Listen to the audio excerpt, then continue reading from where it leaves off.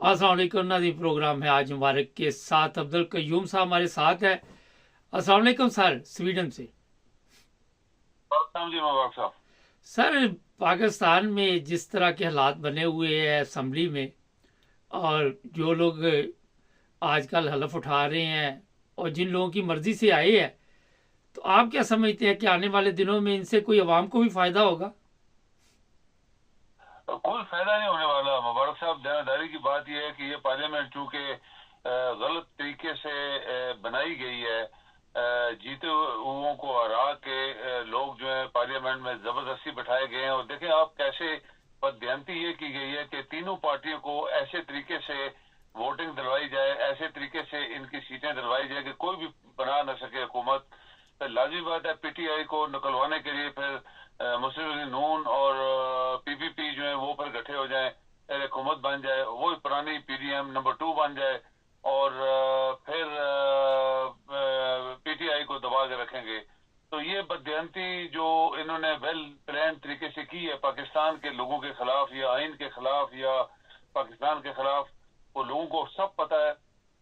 आज देखें कि वहां पे जो अचरजई ने पार्लियामेंट के अंदर तकरीर की, वो वाकई रिकमेंडेबल थी। वो वाकई उसको तारीफ करनी चाहिए उस शख्स की दिलेरी की कि उसने कुछ नहीं छोड़ा इनका, और सब कुछ नंगा इनको किया है, पार्लियामेंटेरियन को भी, अदारों को भी, आईएसआई को भी, जीएसयू को भी, और उसने कुछ नहीं छोड़ा। फिर इसके बाद डिप्टी स्पीकर जो आया तो उसने भी कुछ नहीं छोड़ा इनका, जो पीटीआई का इलेक्शन लड़ रहा था उसने भी इनको नंगा किया। और उन्होंने कह दिया कि हम तुम्हें चलने नहीं देंगे, ये तुम्हें शक है कि तुमने हमारी सीटें मारी हैं तो तुम इधर बैठ जाओगे और हुकूमत करोगे, हम तुम्हें हुकूमत करने ही नहीं देंगे।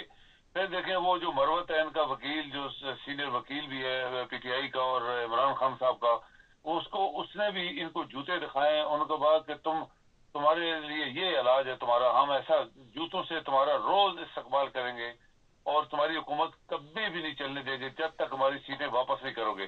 तो इस सिचुएशन में मुबारक साहब ये हुकूमत क्या चलेगी, ये क्या कानून बनाएंगे या क्या मुल्क के ऊपर करेंगे, ये तो भाग जाएंगे। मुझे ऐसे ही लग रहा है कि ये अगर निकालेंगे भी तो महीने दो निकालेंगे, इनको जूते इतने मारेंगे ये पीटीआई वाले कि ये भाग जाएंगे। और फिर हुकूमत, पीटीआई कहता है वो हमारे 200 से ज्यादा सीटें हैं, तो उन्होंने बोला हमारी सीटें वापस कर दो तो बस ठीक है हम पे चलेंगे, लेकिन सीटें तुम नहीं दोगे तो फिर तुम्हें चलने नहीं देंगे। तो ये मुल्क के लिए कुछ भी नहीं होने वाला। मुल्क के लिए तभी होता मुबारक साहब के जैसे दुनिया में एक इलेक्शन होते हैं दयानतदारी के साथ, जो किसी को जिस पार्टी को भी जितनी सीटें मिलती हैं वो दयानतदारी के साथ आइन के मुताबिक उसको बगैर रुकावट के उसके हवाले करते हैं और खुद अपोजिशन में बैठ जाते हैं। चूंकि वो दयानतदार और मुहब्बे वतन लोग होते हैं, वो आइन को मानते हैं और लोगों की उनके दिलों में रिस्पेक्ट होती है। पाकिस्तान एक ऐसा मुल्क है जहां ये कुछ हर चीज इसके अपोजिट जा रही है। यहाँ पे गुंडागर्दी है। ये गुंडागर्दी जो है मुल्क क्या, वो कहते हैं कि घर भी नहीं चलते तो गांव भी नहीं चलते, शहर नहीं चलते तो मुल्क कैसे चलेगा मुबारक साहब। अच्छा सर, मुख्तसर जवाबात दीजिए। काफ़ी सवालात हैं। आपने कहा कि इनको जूते पड़ेंगे। जब इन लोगों को जूतों की आदत आदत हो चुकी है, जब बेशर्म हो जाए इंसान, तो जो मर्जी कोई कहता रहे, क्या फ़र्क पड़ता है। पहले भी तो 18 महीने ये पीडीएम ने गवर्नमेंट की है, इन्होंने लोगों को उठाया, नंगा किया। आज भी ख़वातीन जेलों में बैठी हुई है। इमरान रियाज के मतलब मुझे आज पता चला कि दहशत गर्दी का उस पर मुकदमा डाल दिया गया है। बाद में जो कायम मकाम गवर्नमेंट आई वो भी चोरों की, पहले भी चोरों की। तो चोरों को क्या शर्म आती है?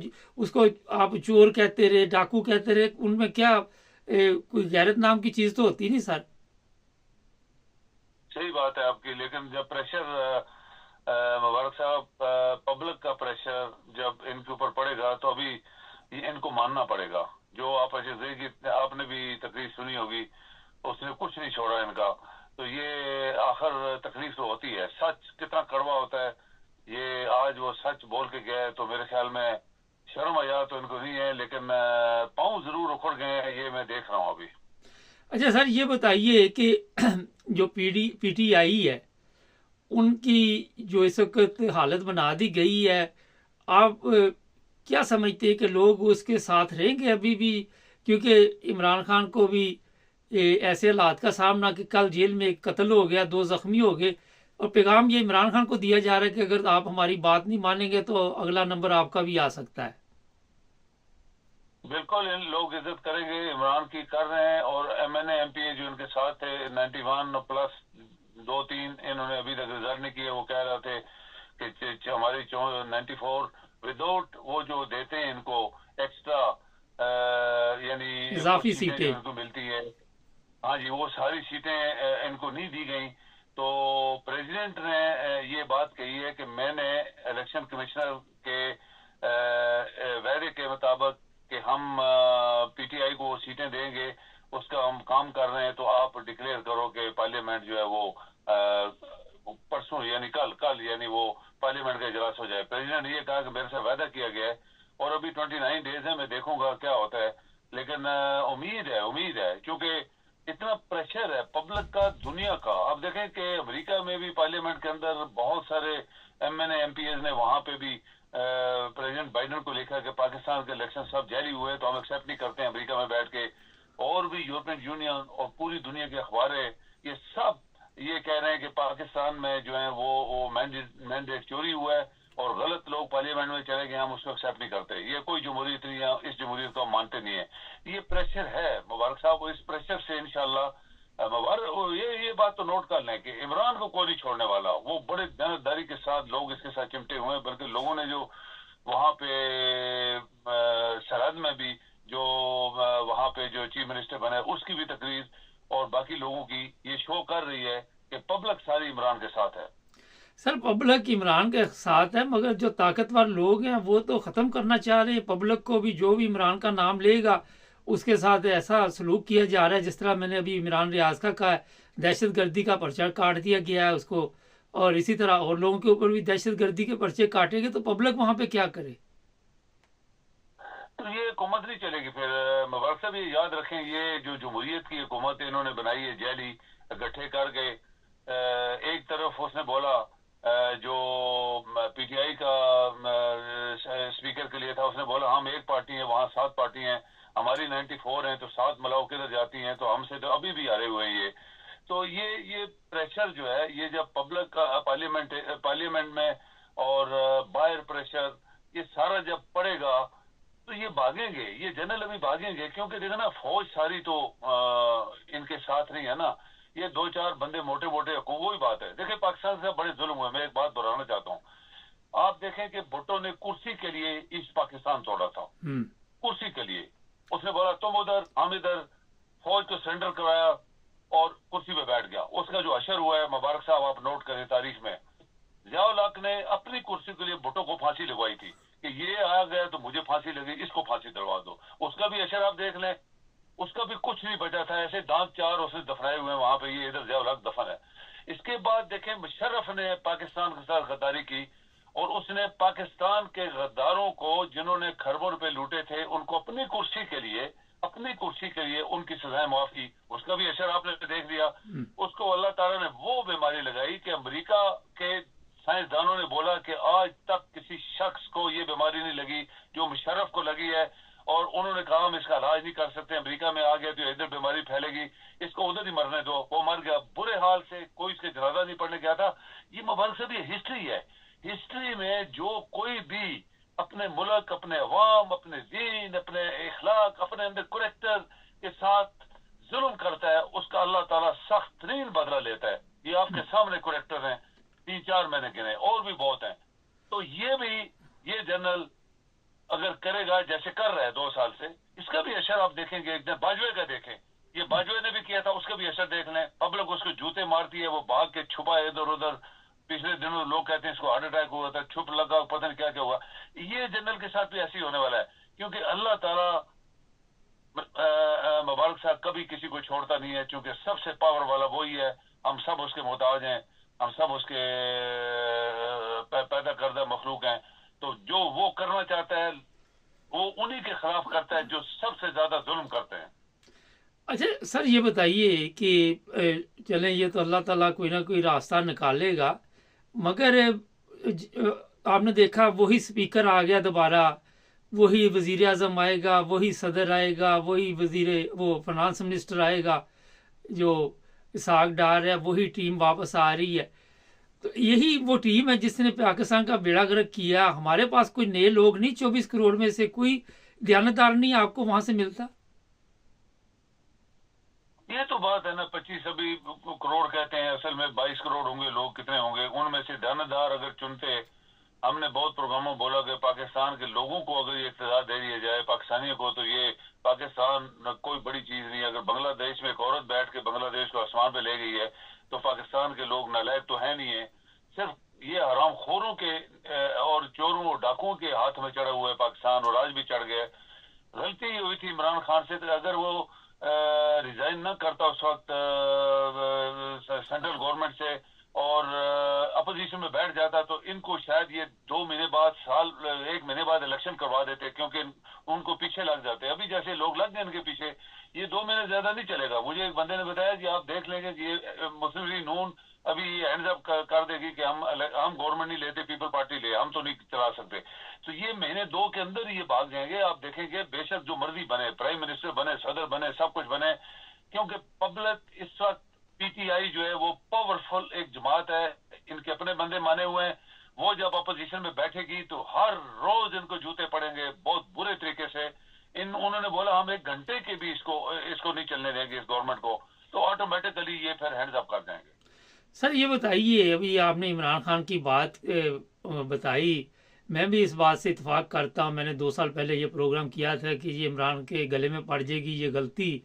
بجائے سڑکوں کی سیاست کی اگر یہ پارلیمنٹ کی سیاست کرتا تو اس سے عمران خان کی پارٹی بھی مضبوط رہتی اور یہ حالات بھی نہ اس کی پارٹی کے لیے بنتے. کیا خیال ہے؟ بالکل صحیح. دیکھیں نا مبارک صاحب, ایک بات آپ نوٹ کریں, جب یہ M N A M P بنتے ہیں جو پاکستان جیسا غریب ملک ان کو دے رہے بنگلے, کوٹھی, کاریں, پولیس, یہ وہ, جب ان کے ہاتھ سے سب کچھ چلا گیا اور پھر 2 اسمبلی پھر اس نے عمران نے توڑ دی. وہ تو قانون کے پڑھ کے کہہ رہا ہوگا کہ 3 مہینے بعد الیکشن ہو جائیں گے. تو یہ تو دنیا کے گنڈے ہیں, انہوں نے نہیں ہونے دیا الیکشن. آج اپنے لیے 29 کا کس طرح یہ ہو جائے گا, آرٹیکل 6 لگے گا, اس وقت کسی کو نہیں لگا. وہ سب لوگوں سے جب چھن گیا تو وہ مقدموں ان کے اوپر مقدمے ایک نکل ادھر, تو وہ لوگ تنگ آ گئے. ان کو نہ پیسہ ہوتا ہے, نہ وکیلوں کو پیسے, نہ ادھر سے پولیس, ادھر سے پولیس, تو وہ لوگ بھاگے اس پارٹی سے. اگر عمران خان اس وقت عقل مندی استعمال کرتا, خود بے شک ہٹ جاتا, کسی اور کو پی ٹی آئی کا وقتی چیئرمین بنا کے سب لوگوں کو پارلیمنٹ کے اندر رکھتا, میں ایمان سے کہہ سکتا ہوں کہ مبارک صاحب یہ 3-4 مہینے کیا 2 مہینے بھی نہ نکالتے اور الیکشن کا اناؤنسمنٹ کر دیتے. سر یہ بڑی زبردست بات آپ نے بتائی ہے اور میرا بھی یہی خیال ہے. اب ایک چیز ہے کہ یہاں پہ جو آپ نے کہا کہ کل سے کام لیتا, تو یہ بھی پتہ چل جانا چاہیے تھا جب ایک مقدمہ ہوا تو اسی وقت ہی ہوش کے ناخن لیتے یہ لوگ, فوری طور پر ریزائن کر کے پھر باہر آ کے بیٹھ کے پھر سڑکوں پہ یہ احتجاج ہوا. آج پوری پارٹی کا بیڑا گرک. اس کی وجہ میں بتاتا ہوں کہ عمران خان کو اندازہ نہیں تھا کہ یہ کتنی بڑی مافیا جس کے ساتھ اس کا اس وقت یہ میچ پڑ گیا نا.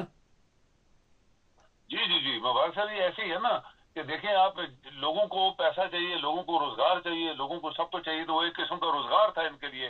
تو وہ روزگار ان سے ہاتھوں جب چھینا تو وہ لوگ بھوکے ننگے ہوئے, اور اس کے بعد پھر وہ کیا ہوا کہ انہوں نے پھر پارٹی چھوڑنا شروع کر دی. اور اس کے وہ بڑی بنائی پارٹی صرف اسی وجہ سے بھاگے تھے کہ ان کے ہاتھوں سے سب کچھ ہی نکل گیا تھا. ان کے نوکری بھی چلی گئی, ان کی جو ان کو سہولیات ملتی وہ بھی چلے گئے, اور جیلوں میں گھسیٹنا یہ شروع ہو گئے ان کو.